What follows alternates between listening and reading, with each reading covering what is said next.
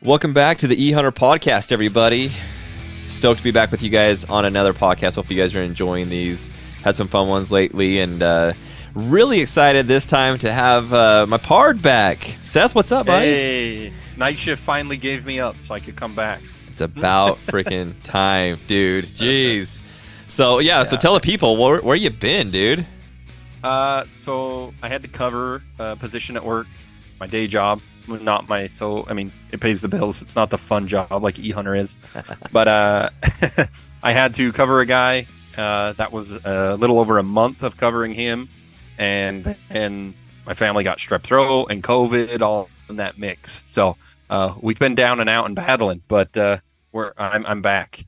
Nice, dude. It's good to have you back. It's been a little bit lonely and been hard to do podcasts by myself, but. Right.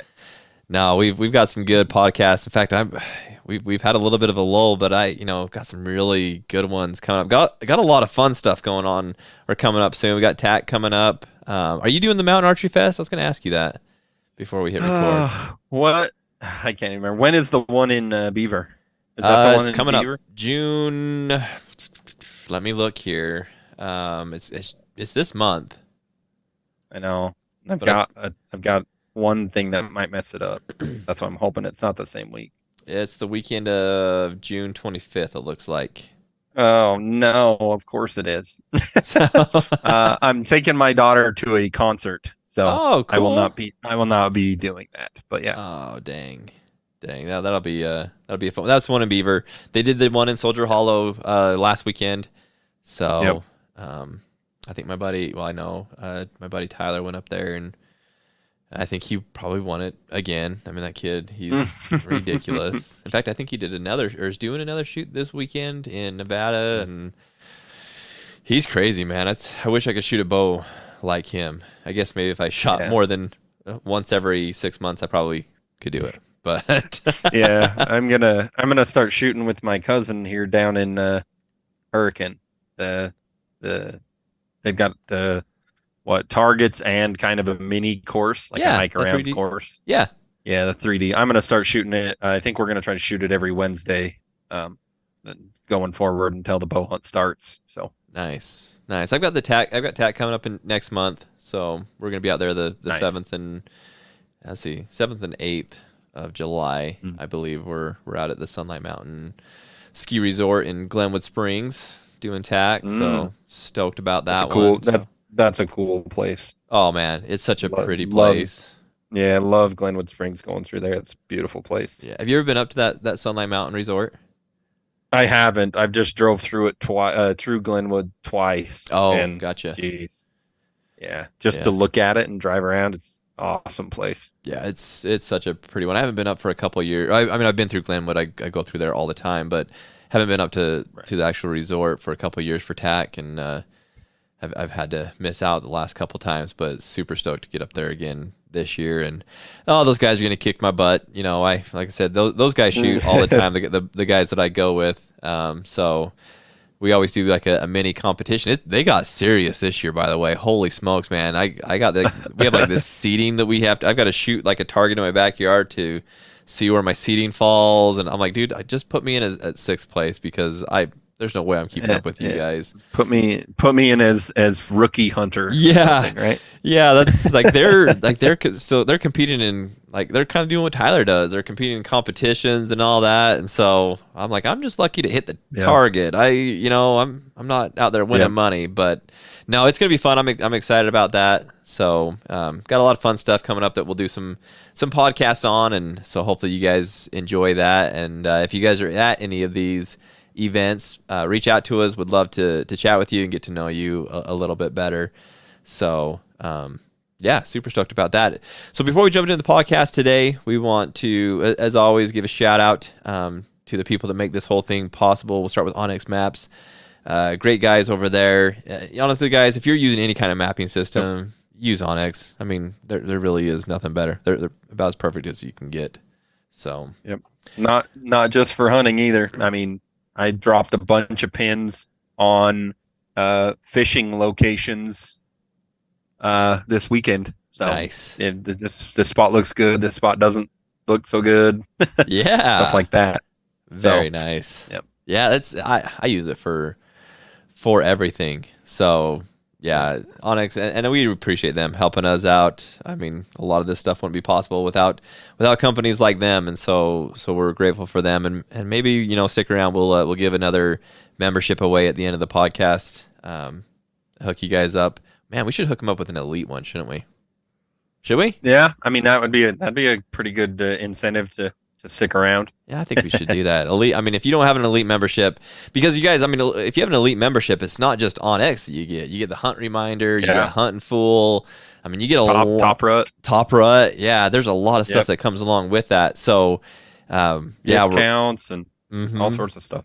Yeah, we're all kind of partnered together, and so if you have that elite membership, it's a pretty sweet hookup. So, stick around to the end of the show. We'll give away one for kicks and giggles. So. Also want to thank Vortex Optics. Appreciate them and their support. They've been a longtime supporter of us. If you guys didn't listen to my last podcast, I did a kind of a top 10 list for of hunting gear for Western hunts, and a big part of that is a lot of products from Vortex. And not just because Vortex is a sponsor, but because those are the stuff. That's the stuff that you need if you're coming out west to go hunting. And so check that out. But check out Vortex Optics, vortexoptics.com, and they have a lot of awesome stuff. Spent a lot of time behind that really good glass. So you need to quit hating on my 18s. I heard that podcast. I listened to it. Oh, well, I don't like the big binoculars. I take out my spotting scope instead. So, how often when you're hiking through the mountains do you carry those 18s on your chest? Not on my chest, never, but they're in my never, backpack with my tripod, just like you're carrying your spotting scope. Oh, how often do you pull your spotting scope out? All the time. So there you go. I pull my 18s out all the time, but I carry them in my backpack with this. They are my spotting scope because I got really bad eye fatigue was the main thing. Yeah. So, and that's the thing. I think I talked about that, but yeah, it's very fatiguing to look through a spotting scope for very long. I just like it because you get the extra power. You also get the extra, the big bell, the big objective on it. So you get a lot more light, and you can just see so much better with them. So, yeah, I mean, honestly, can you go wrong with either one? No. Okay. I get it. Okay. You like to not hike as far. Like with my 18s, I have to close the gap a little bit. Exactly. You can sit up on the hill. And then when we're scouting together, then you're like, hey, I can't tell what this is through my 18s. Will you pull out your spotting scope and tell me what this is? No. So I think you said that a few times during like, your pronghorn hunt last year. No, I just run like 500 yards up on the hill further. You do too. Dang it, that was fun. I wish you had that tag again. That was a blast. I wish I had killed one. Yeah. Stinking animal. Freaking crazy things. It's hard with a bow, man. It's really They're hard. just lucky I didn't have a rifle or a muzzleloader even. I got so close. I'd have smoked them with a muzzleloader a bunch of times. Easy. Even with the old percussion cap that I've got. Yeah. I was within 100 yards a bunch of times. Could have killed 20 of them. But that's why it's bow hunting, man. That's right. Bow hunting sucks. So, but it's a blast. It was so much fun. But it does suck. And you get to go bow hunting again this year, archery hunting again this year. You drew your archery tag here in Utah. Congratulations. I did, and I'll be assisting my cousin who drew a limited entry deer tag. Nice. And I may possibly be assisting my wife's cousin who drew a muzzleloader big bull tag. So nice, dude. That's awesome. Awesome. And I did draw my Colorado tag, my Colorado deer tag. So the group, my crew will be going to Colorado again this year. So I'm jealous. I wish I was going. I know, dude. I'm sorry. Seth just told me some statistics before we got on this podcast, and I'm bummed for you, dude. Like that's terrible. So it hurt my heart. I shouldn't even have looked. I should have just been like, you know what? I didn't draw. I'm not going to worry about it. So that's what I need to text Tyson, because he just sent me the numbers for my elk hunt here in Utah, and I should have been like, dude, just don't even tell me what they are. I don't even want to know what they are. That's worse, I think, than mine. Like being real close and not drawing is one thing, but to think you're close and not be close, that's a different ball of wax. Yeah, that's a straight up kick in the something. You know what? So. Yeah, you should have just done muzzleloader. I try to tell you these things. I know. Well, he's trying to get me to do archery, so Oh, yeah, I don't. It's maybe if just the dates it's were a little different. I mean, really, truthfully, you're gonna have like 7 really good. yeah. Well, in theory, 7 really good days, and then that's it. With a bow, that's hard to get it done. Yeah, it is. It's really tough to get it done. I mean, he got it done on his, and he saw a lot of elk and had, excuse me, had a lot of fun. But yeah, I just I don't know. Again, I don't shoot my bow as much as I probably should. I guess if I had that tag in my pocket, I'd probably be You shooting a would, yeah, I'm lot sure you would. more. Oh yeah, I'm sure that's the case. Yeah, So but I don't know. We'll see.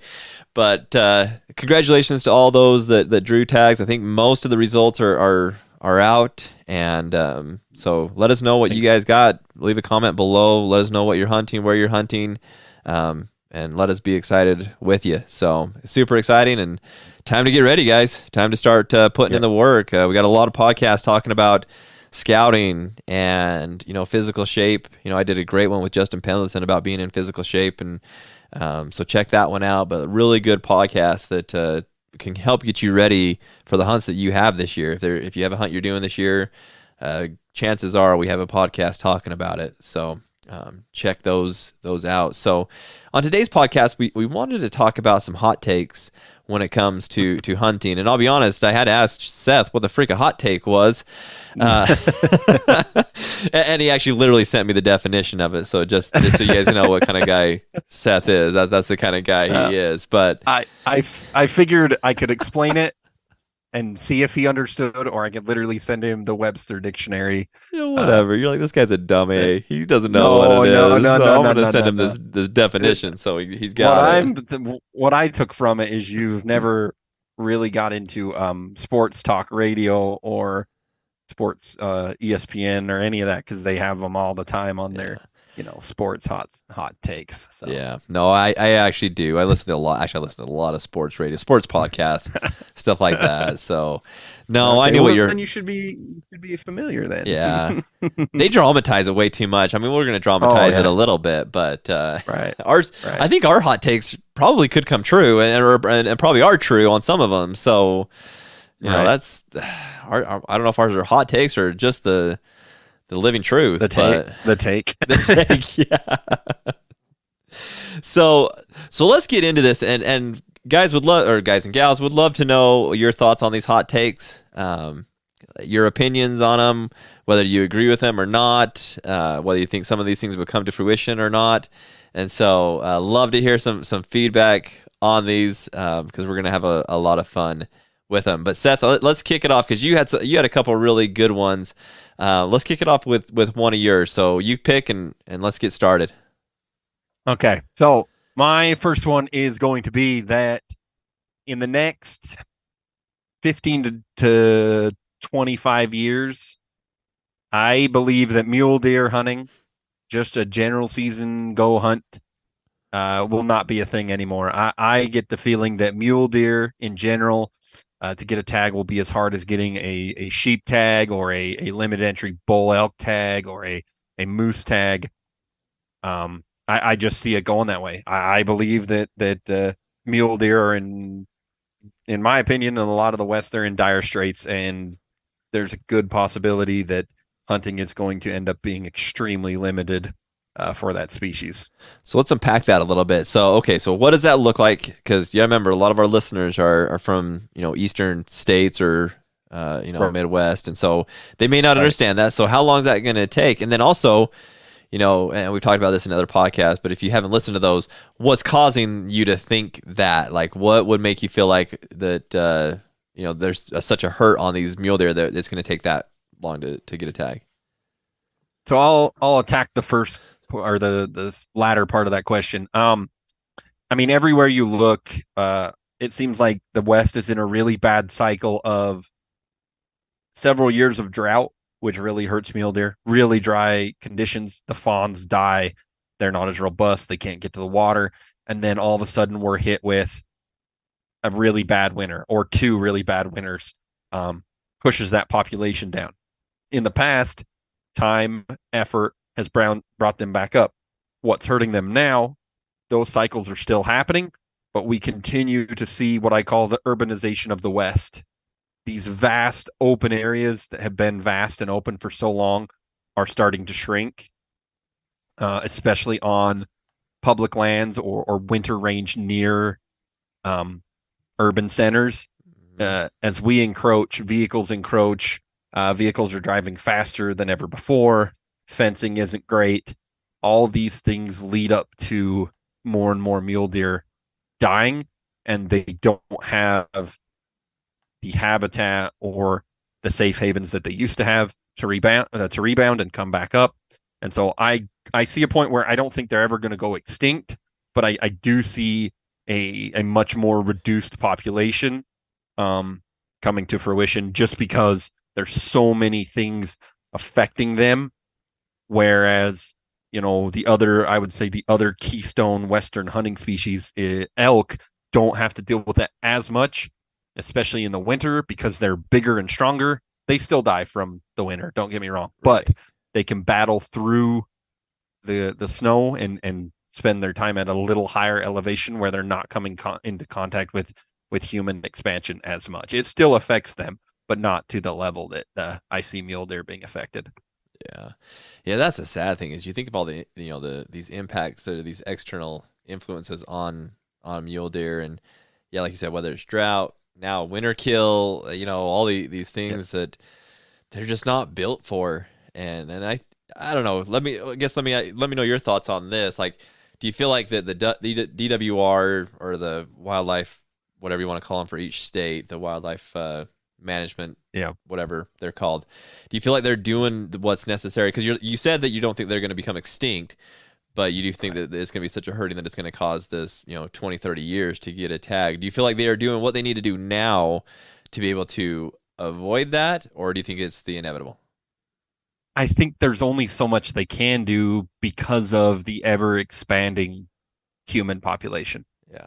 Uh, they can build fences, they can try to help migration routes, they can do all these things, which is great. It's going to keep that species alive. But I don't know if there's enough they can do. I think the goal is, I mean, the golden age of mule deer, everybody would argue this, but more often than not is considered to about what 1940 to 1970, Yeah. don't you think? Yeah. Fair Somewhere in enough. that range. Yep. Uh, there's some major components there of why mule deer were so big. One of the largest was that the West was still largely uninhabited. Yes, there were cities and towns, but there were old highways, there were slower cars, there was a massive predator poisoning program going on that we'll never get to. Like they're not going to go back to poison. They never will. That had an effect. It may not have had the only if wasn't the only thing, but hunters were like successful. Cars weren't killing them as much. There was slower speed so they could stop and get out of the way of these deer. And there was just habitat. That's the biggest thing. And truthfully, at least in the West, the pattern shows that in those years there was more moisture. Not a lot more. Like the West has always been dry, right? But there was enough that you saw this massive deer population explode and then slowly be whittled down to what it is today. And there's always going to be fluctuation, but some of that is in regards to what happens with our hunting population. Yeah. Now, yes, there's more hunters than ever before. They'll tell you that there's more hunters than ever before, but there's not more hunters in percentage. In Right. physical number, yes, but hunting has slowly been less and less popular, Mm-hmm. and you're seeing that in the percentages of people, which is why people are trying so hard to recruit hunters. But the one thing hunters do is supply money to the DNR and those places so they can try to help these animals. And like I say, I think they're doing what they can. Could they do more in certain situations? Sure, I think everybody could, but I don't necessarily believe that they're going to be the cause that they're not doing enough. But I just don't think the mule deer have got a stacked deck. They are an animal that does not do great with human encroachment. Whitetail, on the other hand, they Mm-hmm. don't care. They do great. Right. They can live almost anywhere. Most mule deer, yes, you're always going to have those town deer that they get, habituated to people, but most mule deer need lots of habitat and wide open spaces. And it's why, for the most part, mule deer don't do well in very small deer growing ranches, but whitetail can do okay. Right. Right. So that actually So, leads me to another hot take, kind of let's build off this hot take on another hot take is, and that is inviting others to hunt. To encourage other people to become hunters. And a hot take is we shouldn't be introducing people into the hunting world because they're taking our tags, and they're taking our my secret hunting spot that you never knew about, and things like that. What's your take on that? Do you feel like that because of this thought, this hot take you have on mule deer and the impact that we have on it right now, or the impact on mule deer right now, should we not invite people or introduce people into hunting? so this is my take on that. Um, everybody, and they're lying if they tell you this, everybody would love to go somewhere into the wild, wherever that place may be, and be mostly alone. There's something about an untouched area, right? Everybody enjoys that. Mm-hmm. My counterpoint to what you're saying, or my argument is, I'm fine with new hunters being recruited. I really am. It keeps the sport strong. It keeps us able to fight in political battles, because unfortunately wildlife management has become political. Yep. If you were going to argue for the other point where we don't need to invite as many people and we need to restrict, and hide and keep our places, then I have one or two counter things that need to happen if you're going to do that. One, hunters are going to have to crack open that checkbook a lot more than they do. Don't get me wrong, everybody pays to play, but if you're not going to recruit more people, it takes money to grease the wheels of this whole mechanism. Yep. And you're either going to have to pay more, and secondarily, you're the minority of hunters is going to have to do a much better job at being really, really loud politically. We do a really bad job of, that's not my state, that's not my problem, I don't care, it's not the species I hunt, whatever the case may be, and we shut up. Yep. And it's partially the political machines issue too. These people making these decisions have made themselves hard to get a hold of to an extent. You can't pick up the phone and talk directly to your congressman and call him every name you want. Can't? But I thought we could do that. You can try. You're going to get some, what do they call them? Why did my brain just die? An intern, and you're going to yell at some intern that's not going to tell him anything. Yeah. Yeah. And so because of the whole machine, it's made it hard to get a hold of them. But that's what I'm saying. If you are on that side of, yeah, I don't think we need to recruit many people because all my hunting spots are taken, which, hey, I think probably every hunter here can be like, I had a pristine spot, and just because of happenstance, or I've heard guys blame it on OnX. I've heard guys blame it on the division advertising their hunting unit, whatever the case may be. If you want to restrict it and keep it to yourself, then you have to pay a lot more money, because with less people, they still need to generate a certain amount of money, which means it's going to come back on us. And you have to be a heck of a lot louder politically. Yeah. If you got a bunch of people, you don't have to be as loud.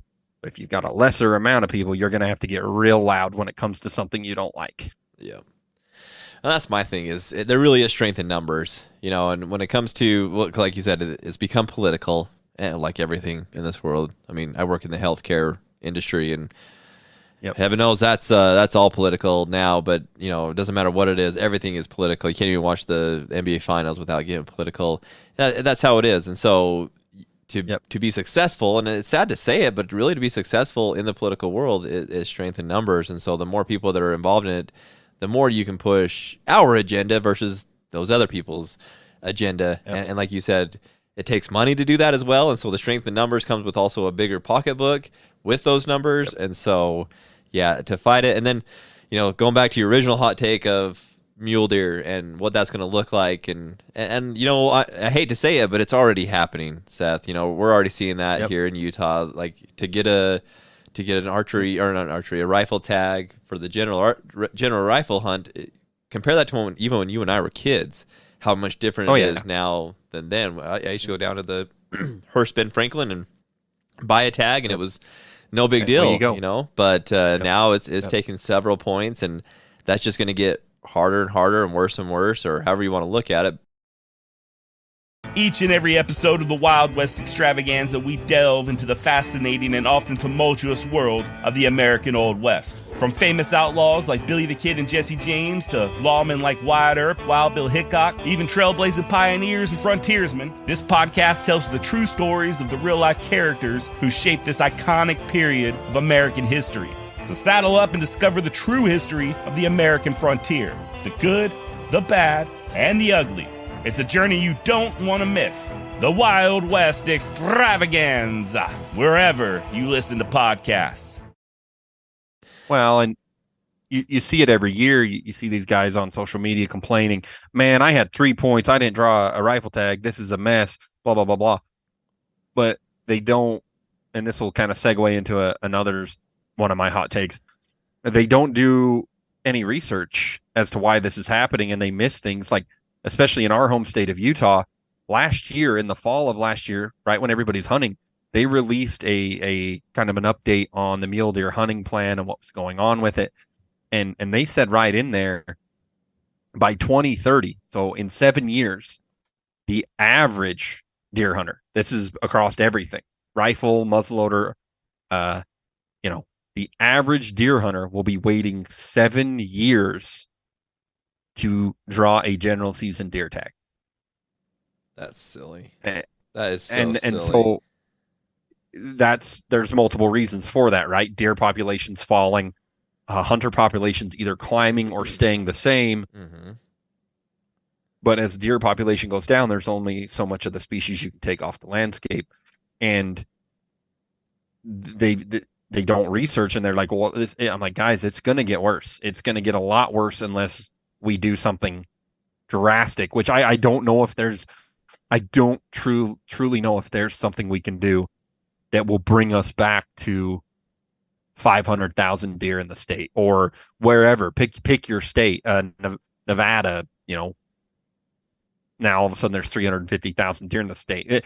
I just don't know if there's something we can do because of there's so many things working against them. And that is an unstoppable machine in regards when it comes to human growth and human expansion and development. Yeah. And to spin off of that, because we kind of got onto my next hot take, is that hunters in general are kind of their own worst enemy in a lot of ways. One of them that we just talked about is research. They don't research. They don't draw, or they don't, get their permit that they want. And then they lash out instead of, and I hate to say this because it's my brotherhood here, but they don't research, and then they lash out at the people that are in control of the tags and blame them instead of looking at why the things are happening and understanding it. Yeah. It's easier to be mad and upset and just yell at somebody than to do the work. And I get that to an extent, but that's some of that. You also see it in what we kind of talked about with political things. They don't stay up to date with what's happening in their home state, or they're not in a united front in certain situations. And sometimes it doesn't matter, because I can tell you right now, predominantly, I would bet, Taryn, 90% of the hunters in Colorado voted against the wolf bill. Right. And it still passed. It still passed. So sometimes it doesn't matter. And it's not a shot at everybody. Sometimes we're united. Sometimes we're not, though. Not a single person gave, I'm just going to say it, not a single person gave two shits what the New Jersey bear ban when it happened. Oh, yeah. They didn't care at all. They're like, well, it ain't my state. That's some eastern state. Yep. Well, that's how it happened. This is why we're our own worst enemy.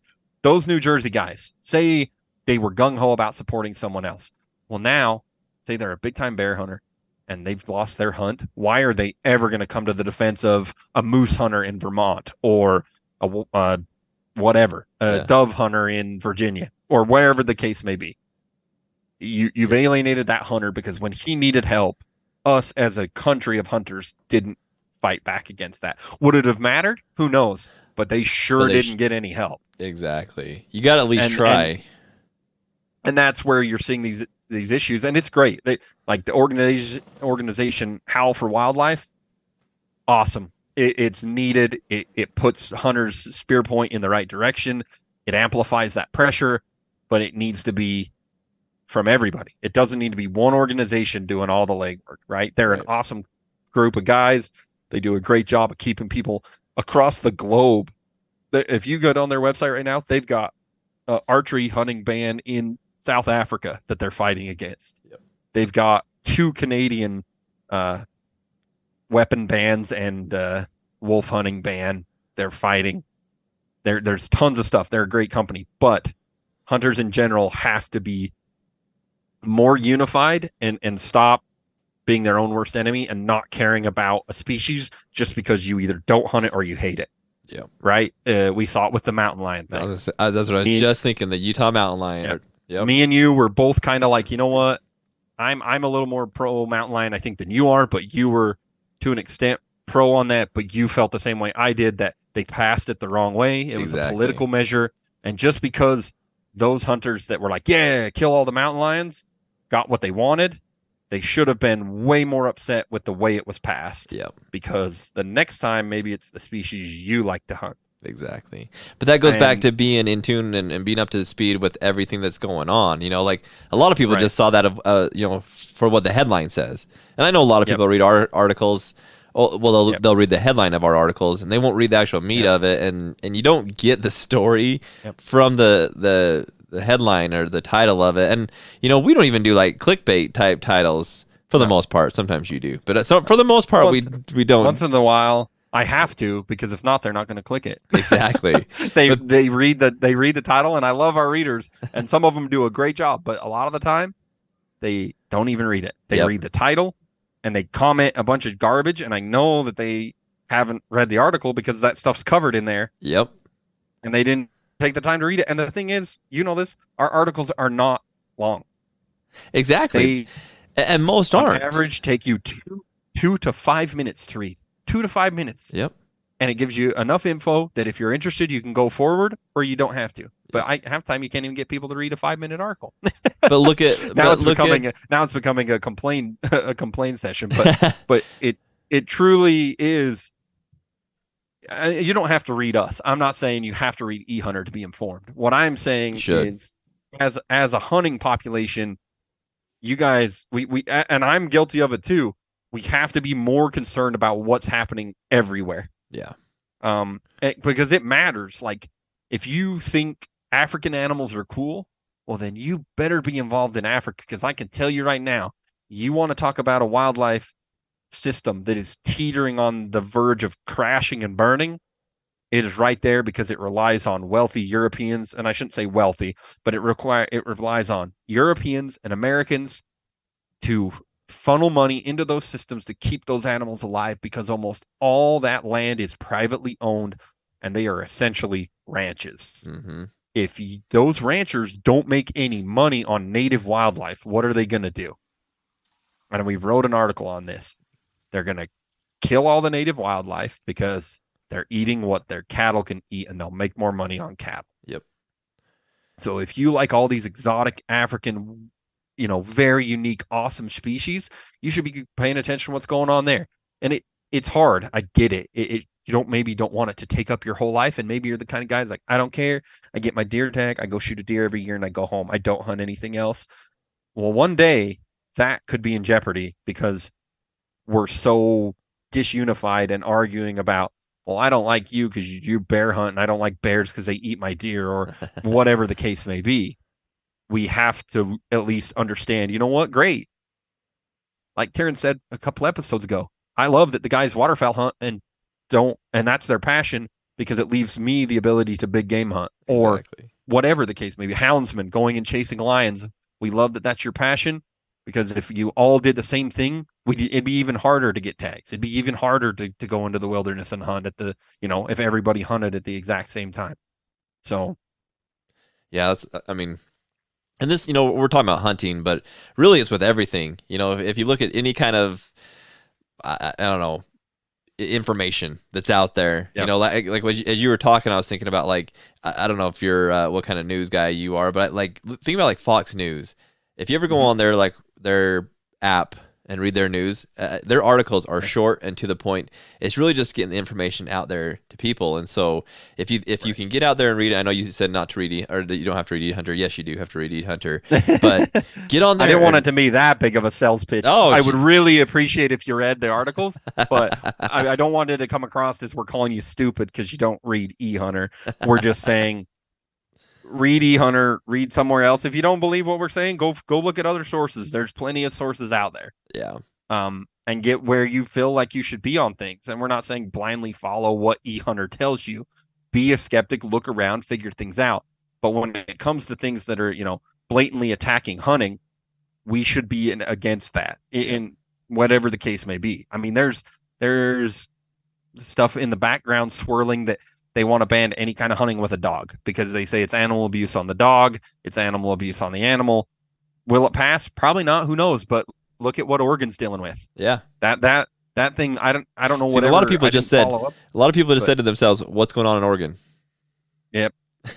You know what I mean? Like, yeah, and I heard it too. Like, oh, weirdos, so they'll never get it passed. But what if they did? Yeah. Right. Yep. Like, these are the things that you can be like, ha ha ha, funny joke, but sooner or later, what if it passes? Exactly. And then we didn't fight enough. We didn't make our voices heard for those people in Oregon. They're done. You've got a whole generation of hunting that can't do anything.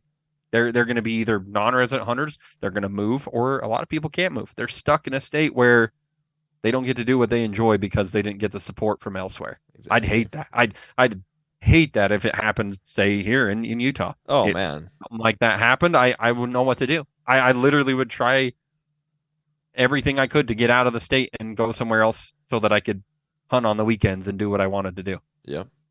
But honestly, that's a hot take in and of itself of what is coming to Utah or Wyoming or Nevada or Colorado. Look at Colorado. Look how much has changed in Colorado over the last 10 years because of what the politics in that state has done versus Wyoming or Utah.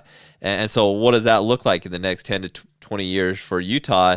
Are some of those policies going to start working its way into Utah? Absolutely. We're already seeing it. We're seeing it with tons of stuff that we thought, oh, this will, I remember the shed hunting, when they came out in Colorado that, oh, you can't shed hunt until May 1st. And I remember all the people in Utah, I lived in Colorado at the time, all the people in Utah are like, oh yeah, that sucks to be you. You live in that color of state. And that's why it's happening. And it's never going to happen to us in Utah because of who we are and, who the kind of people that live here. And that'll never pass here. And then before you know it, guess what happens this year? Well, guess what? May 1st, you can't go shed hunting until May 1st. And so, that's kind of a hot take in and of itself that who knows what the next 10 to 20 years is going to look like for some of these states that we thought would never change. I can tell you it's going to change. I mean, we're seeing it right before our eyes right now. So it's really scary for Colorado. I think if Colorado wasn't such a over-the-counter elk destination, you would see that state's hunting in big-time jeopardy. Mm-hmm. The only reason that works right now is the wildlife department has a fat stack of money from that over-the-counter elk hunting to look at that governor and say, hey, and the legislature, we make a lot of money. We have to keep this going. And that's income for the state. Yeah. I think if they ever passed a law, which there's some weird stuff going on with their non-resident thing. They are probably going to restrict non-resident tags next year. Yeah. That's going to hurt them a lot. Like, people don't realize how much stinking money Colorado makes off non-resident hunters. And it basically funds their wildlife department. And if they change a bunch of stuff up, I would be a little worried about that state and what happens going forward. Just because of some stuff that's already passed. We all know the wolf thing, and you guys know I'm not wholly anti-wolf, but I am anti-political wolf, where they force them in and there's no management plan on the docket, and there's no plan to ever move them off the endangered species list and things like that. Right. So, Well, let's move to another hot take. Otherwise, we're going to be on this podcast for a really long time. This is going to turn into a Joe Rogan podcast before too long. We're going to be sitting here for 3 hours talking, and I guess we're only just 30 minutes into this. But be prepared, everybody. You might want to look at the timestamp at the bottom, see what we actually get to. But I'm kidding. Stick around. It's going to be all right. I want to do this the one that you and I were talking about that I was thinking of, which is the shed hunting. And that is the shed hunting has been ruined by it just really becoming a business. You know, back in the day, we'd go shed hunting, and it was really just to collect really cool antlers. You know, you couldn't. You know, sometimes you only had so many tags, but yet you could go shed hunting. You could pick up a set of antlers, and cool, you've got basically that set. You could put on a Euro mount and really make it look cool. Hang it up in your house, whatever, and you know, that's what a lot of us used to do. And nowadays, it's not really that case. Not the case. In fact, a lot of people, if you find really big sets of antlers, you're really torn because either I'd love to keep this and put it on the wall and talk to people about it and, you know, whatnot. But I can also make a lot of money selling those antlers. And so shed hunting has really kind of been ruined by the fact that shed hunting is now a business because you get a certain dollar amount for the weight of a shed antler, and now it's okay. Well, how much weight do you get? You know, it's not about how cool the shed antler looks. It's just how much weight is it? How much money are you going to make? And there's people making a living. At least I think they are. They make it sound like they are. And I've talked to them this is sad. This is like hypocritical here. Selling my antlers to these people. You know, that's what they make a living doing it. And so I feel like that shed hunting.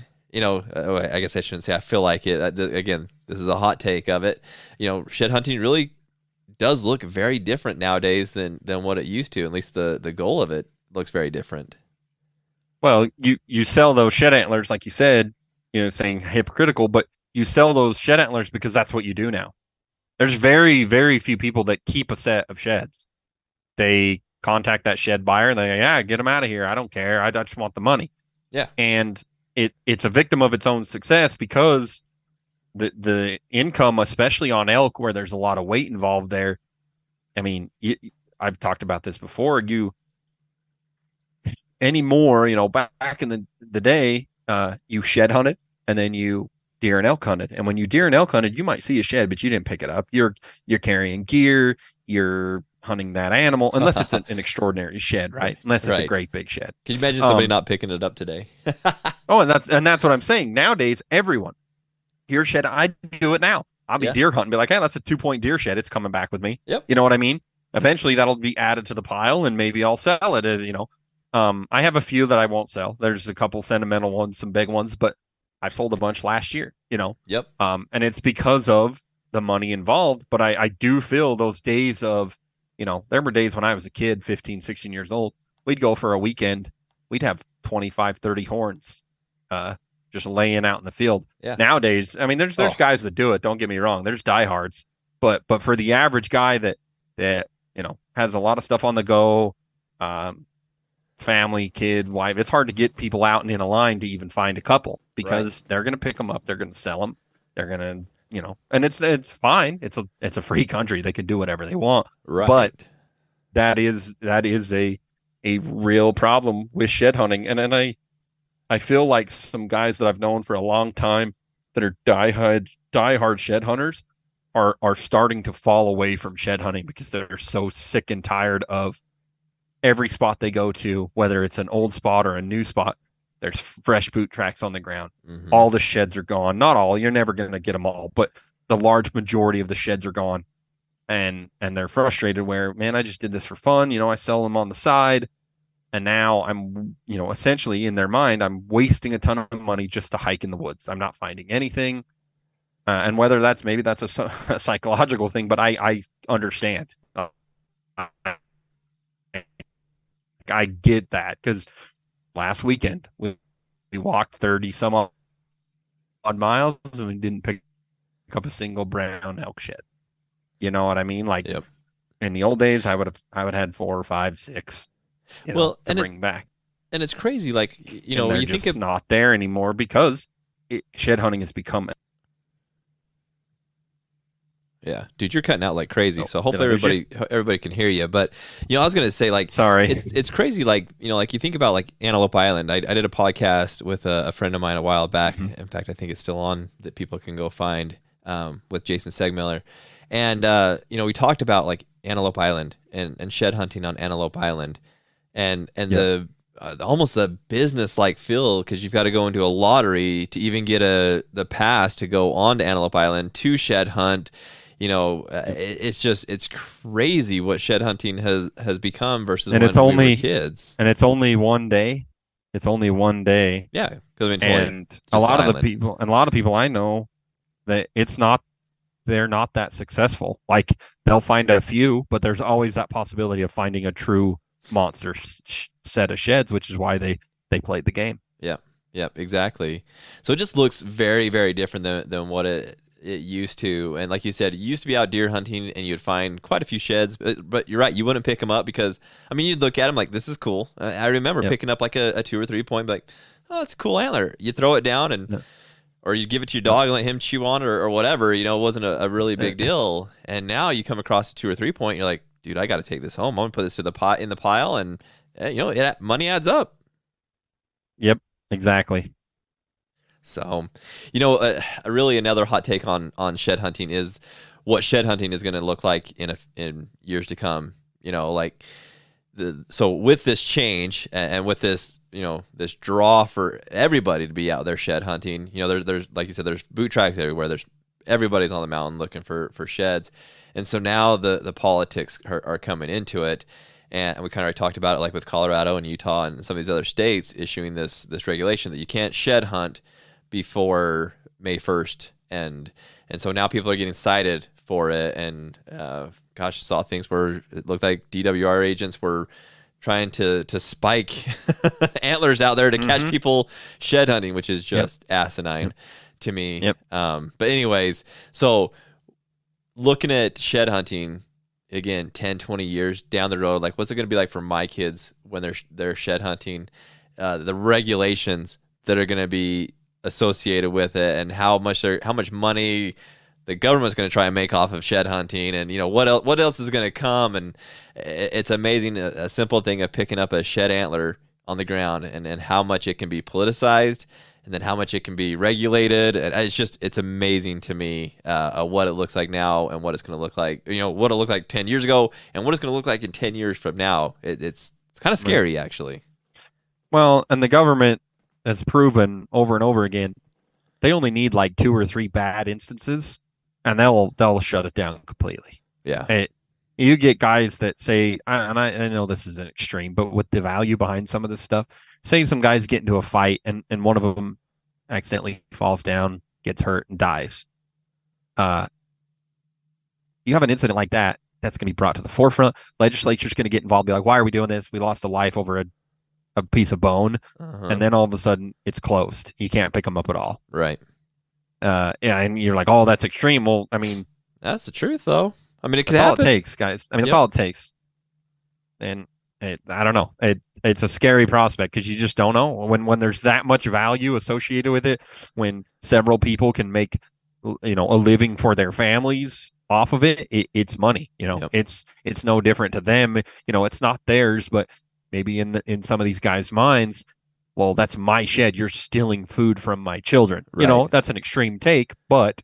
Well, but it's know. It's the truth. I mean, there's guys out there making a living off of finding sheds, and so like if I go out there and take that shed, well, does it take food off my family's table? No, but No. Are there people out there that it is? Absolutely. So then it becomes pretty cutthroat. It's almost like, the sales in the business world or whatever. It's a dog eat dog world, and you can. There's some crazy things that could and probably will happen in the future over a stupid bone sitting on the ground. But it's because it's become a business and there's a monetary value tied to it, and it's just changed the landscape of what shed hunting used to be. Maybe someday deer and elk antler dog chews fall out of popularity and the Asian market dies and it goes back to nobody cares because there's no money involved. You're always going to have those guys that just enjoyed the process and they're going to go looking, but maybe it falls Absolutely. apart. We don't know. It could fall apart. I don't see it doing that, but you never know. Maybe Trump gets in, and then we don't do any more imports from China, and then We don't. I'm kidding. We don't send them anymore. Yeah, we don't. We kill we the don't market. export them, and we don't import the dog chew toys. So now it's the business is gone. So somebody in America would be like, "There's value here. Let's make something out of for them." sure. I'm surprised somebody hasn't already. My gosh, there you go. There's your next business idea, Seth. Yeah. That was the rumor, right? That the bucked up energy company or whatever was crushing up deer bone and putting it in there. Yeah, that's why it works so well. Right. That's awesome. Well, like I said, we could talk all night long about different hot takes out there, but we'd love to hear from you guys as well. What are some of the hot takes that you're seeing out there, or you think are going to happen that you feel like that need to be addressed? Would love to address them in a hot takes 2.0 or 3.0 or 4.0. Hey, who knows? This thing could go on forever. Love to address those hot takes, and would love to have some people on talking about them as well. If you feel passionate about some of these, would love to have you on and chat with you about them. Don't be afraid to reach out to us and let us know. But hopefully you guys enjoyed the hot takes that we discussed today. And the crazy thing about it is, like a hot take, that there's a bit of truth there of things that are happening. And so, I hate to beat a dead horse, but go back to just staying involved and up to speed on what's going on in the world around you, because that's the world around us. So, Seth, before we go, you want to go? Should we give that OnX membership away? Yep, let's do it. All right. Well, how do we want to give it away? I'm gonna leave this one up to you. How about this? We'll give them a special code, and if they put it in the comments of the social media, they'll be entered to draw and win it. Ooh, I like that. Okay, so let's see. How about just hot take? I think that's too easy. People might get it. So let's do. Got to make it.